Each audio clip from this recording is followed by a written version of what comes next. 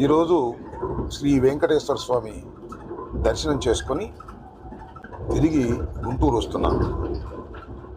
బంధువులు మిత్రులతో కలిసి ఉదయాన్నే తిరుమల వెళ్ళి వెంకటేశ్వర స్వామి దర్శనాన్ని చేసుకున్న తర్వాత అన్నప్రసాదశాలకు వెళ్ళి అక్కడ భోజనం చేయాలని అనిపించింది. ఆ తర్వాత సుమారుగా 1 గంట ప్రాంతంలో అందరం కలిసి అన్నప్రసాదశాలకు వెళ్ళాం. అక్కడే భోజనం కూడా చేశాం. అంటే భోజనం అనడం కంటే అది భగవంతుని ప్రసాదం. చాలా అద్భుతమైన భోజనం, అది చాలా రుచికరమైనటువంటి భోజనం. ఆ భోజనశాల ఎంతో నీట్గా మెయింటైన్ చేస్తున్నారు, హైజీనిక్గా ఉంది. భోజనం కూడా చాలా రుచికరంగా ఉన్నటువంటి భోజనం. తిని చాలా తృప్తి పడ్డామని ఈ సందర్భంగా చెప్పదలుచుకున్నాను. అది ఎలా మేనేజ్ చేస్తున్నారో నాకు అర్థం కాలేదు. రోజుకి కనీసం 90,000 మందికి అక్కడ భోజన సదుపాయాలు ఏర్పాటు చేస్తారు.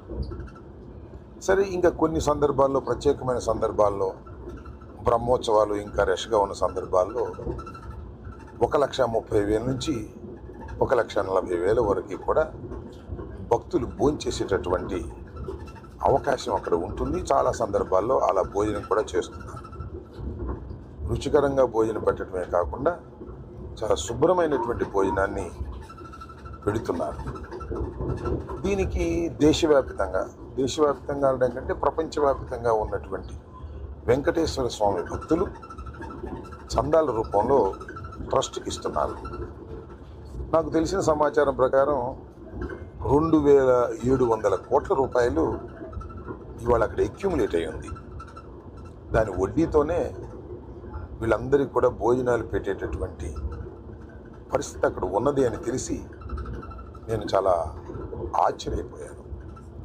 ఇది 1985 నుంచి కూడా ఇప్పటి వరకు కూడా ఎక్కడ ఏ రకమైన ఇబ్బంది లేకోకుండా తృప్తికరమైనటువంటి భోజనాన్ని వెంకటేశ్వర స్వామి యొక్క ఆశీస్సులతో జరుగుతుందంటే ఇది చాలా గొప్ప విషయంగా నేను భావిస్తున్నాను. ప్రపంచంలో చాలా అరుదుగా మాత్రమే ఇలాంటి గొప్ప విషయాలు జరుగుతాయి. అది వెంకటేశ్వర స్వామి మహత్యం వల్లనండి, ఆయన ఆశీస్సుల వల్లనండి ఇలా జరుగుతూ ఉంది. నేను మీ అందరికీ చెప్పేది ఏంటంటే, ఎప్పుడైనా అవకాశం ఉన్నప్పుడు దర్శనం అయిపోయిన తర్వాత మధ్యాహ్న భోజనానికో, ఉదయం బ్రేక్ఫాస్ట్, సాయంత్రం దాకా కూడా కంటిన్యూస్గా బ్రేక్ఫాస్ట్, లంచ్, సాయంత్రం దాకా కూడా భోజనాలు పెడుతూ ఉంటారు. అవకాశం ఉంటే వెళ్ళి భోంచేసి తృప్తిగా, సంతోషంగా ఆ భగవంతుడి ఆశీస్సులు మీరు పొందాలని నేను హృదయపూర్వకంగా కోరుకుంటున్నాను.